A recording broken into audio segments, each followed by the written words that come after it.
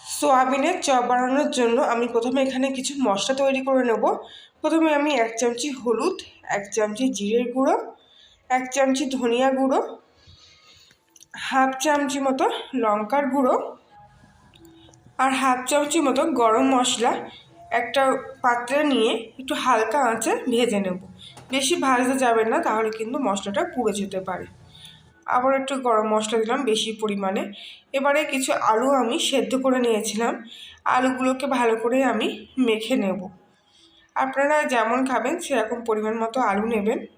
আর এখানে আমি কিছু সয়াবিন কুচি রেখেছি, সেগুলো আমি আলুর মধ্যে দিয়ে দেবো।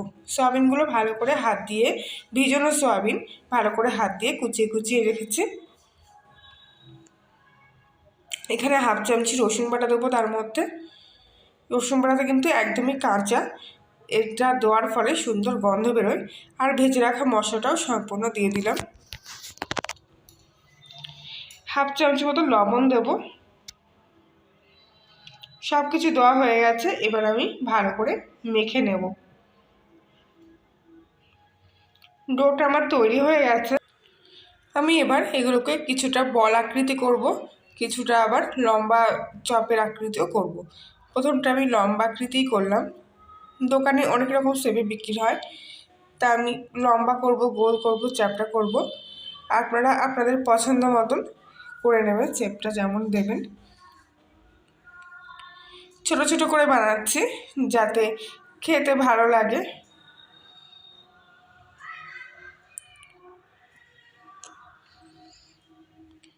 সবকটা আমি ডোয়ের থেকে একটু একটু করে নিয়ে আকৃতি দেবো। এটা চ্যাপটা আকৃতি করছি।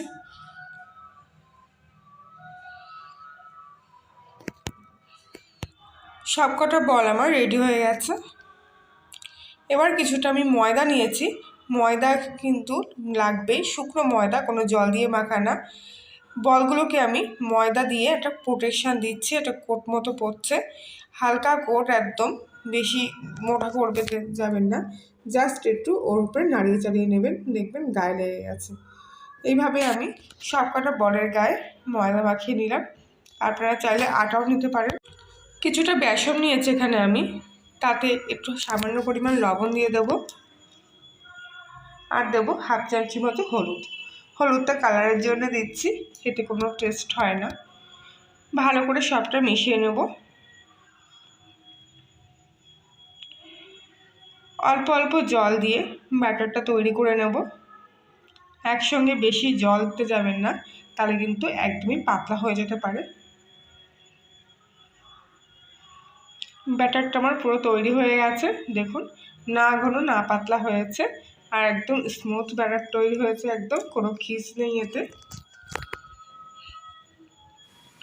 একটা কড়াইতে কিছুটা পরিমাণ তেল নিয়ে আমি বলগুলো বেসনের মধ্যে ভালো করে দেখুন মাখিয়ে নিচ্ছি, নিয়ে তেলের মধ্যে ছেড়ে দিচ্ছি। এক এক করে আমি সবকটা বল এইভাবে নিয়ে ছেড়ে দেবো তেলের মধ্যে।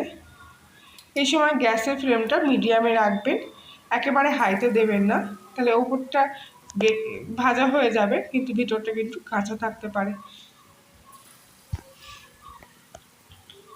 সবকটাই আমি একইভাবে বেসনের মধ্যে মাখিয়ে তারপরে তেলের মধ্যে ছেড়ে দিচ্ছি।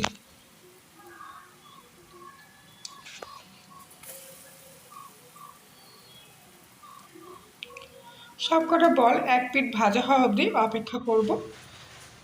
এক পিঠ দেখুন আমার ভাজা হয়ে গেছে। এবার আমি একটা একটা করে উল্টে দেবো। খুব হালকা হাতে উল্টোতে হবে, না তো ভেঙে যেতে পারে।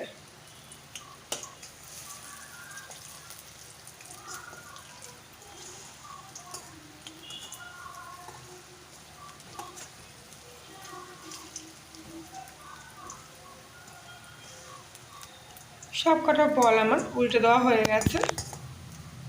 এবার উল্টো পিঠটা ভাজার অপেক্ষা করব।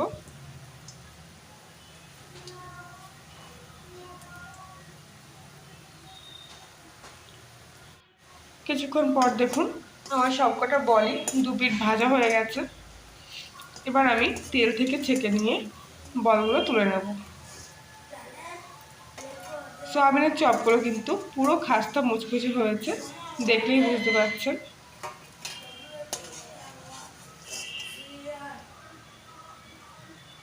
কালারটাও কিন্তু খুব সুন্দর এসছে। এইভাবে আমি সব কটা চপ একে একে ভেজে নেব। সয়াবিনের চপ আমার রেডি হয়ে গেছে। আপনারাও বানিয়ে ফেলুন বাড়িতে এইভাবে, খুব সুন্দর হবে, একদম দোকানের স্বাদে। আজকের ভিডিও এখানেই।